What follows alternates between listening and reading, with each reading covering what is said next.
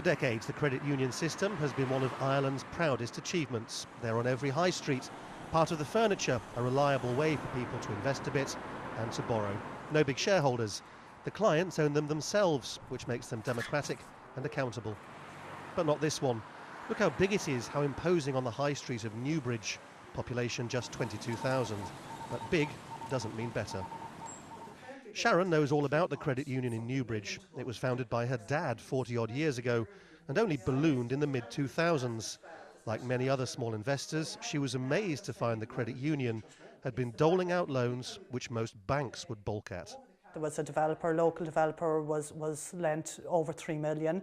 3 million? Yeah, 3 million. And I suppose we've heard that there was a lot of sort of over 500,000 euro loans given out as well. So it didn't seem to be, that goes against the grain of the credit union ethos. There are 28,000 active members. 28,443 members? Yep. And the population of Newbridge is? 22,000. But I thought you couldn't join a credit union unless you lived in the geographical area. This is the point. This is why we've raised the question. Without any warning to the people of Newbridge, their credit union suddenly announced it was on the brink of bankruptcy. All those big, unpaid loans had come back to bite the little people.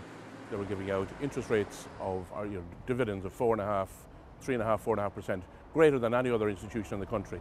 To continue to do that, they had to loan that money out.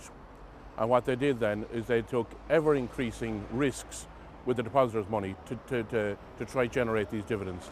Normal credit unions only lend a few $1,000s at a time. This one was doing exactly what caused the banking system here to fall over. It's a similarity between what went wrong with the banks in Ireland and what went wrong with this credit union, which is so striking. The apparently bad loans, the lack of regulation and oversight. And in just the same way that the banks had to be bailed out by the taxpayer, so the taxpayer is now having to find $70 million to support this failed credit union. But the difference is this, that while the institutional investors in the banks never lost any money, the institutional investors in this credit union were the people of this town, and they don't have that safety net. Newbridge is now being run by the central bank while plans for a replacement credit union are worked out. But is it the only one in trouble?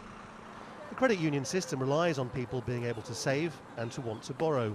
In austerity Ireland, where so many say they can't pay their bills and can't repay a loan, the fear is that Newbridge went big because it couldn't make the credit union model work anymore. You've got 100,000 people in arrears on their mortgages out of 800,000 mortgages.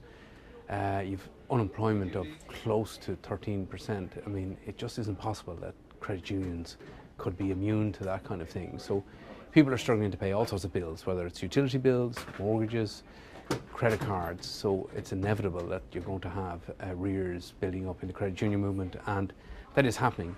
Newbridge was one of only 12 credit unions here not to belong to the National League of Credit Unions. It has come out swinging to reassure a suddenly nervous population that most are still safe. The movement is very solid. It has come through the recession much better than other financial institutions. In fact, with the exception of Newbridge, it is the only indigenous financial institution standing on its own 2 feet. But it also has a number of other safeguards and protections. It has the government guarantee of 100,000 euros per person per credit union. It has its own protection fund, the Savings Protection Scheme, run by the League of Credit Unions, which is a fund that credit unions have been paying into over the years to build up for the rainy day. Ireland had been accused of acting as a tax haven, its banks of a lack of morality. But in one way, it's a new low for a credit union to face this kind of scrutiny. The bald facts are that Ireland has just 2 retail banks left and almost 400 credit unions for people to use for savings and loans.